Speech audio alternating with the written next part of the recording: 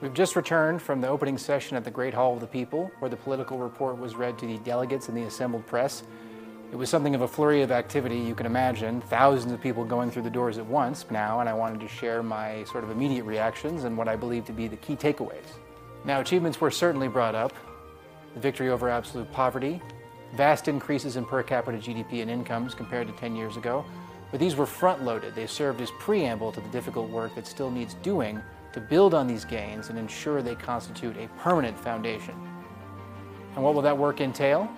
More progress on what the country terms high-quality development, economic development predicated on innovation and movement up the value chain instead of aggregate GDP growth, and a focus on the meat and potatoes, metrics that indicate tangible improvements in the people's lives: employment, educational attainment, life expectancy, and other health outcomes. These are the figures that will buoy the country's progress in the long term and are key to its overall modernization campaign. Modernization and development were the most oft-repeated words in the report, and with good reason. Despite decades of advancement, China began its modernization progress from a very low baseline as a mostly agrarian, semi-industrialized country. This has meant a protracted period was required to begin to catch up with the advanced economies who had a century's head start on its own development. So the political report is delivered to each CPC National Congress every 5 years. It's generally considered to be China's most important policy address. It's a very wide-ranging document covering work done on practically all areas of concern, laying out plans for continuing that work, and setting the agenda in terms of an overarching vision for the country.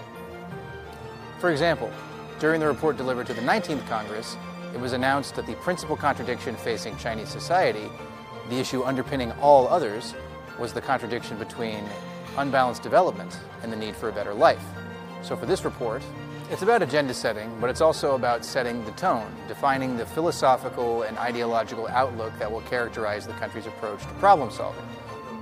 As it enters a new phase of modernization, again with an emphasis on quality over quantity, China must hold steady to its course by continuing to strive forward in all sectors while correcting issues of imbalance that constrain its overall development.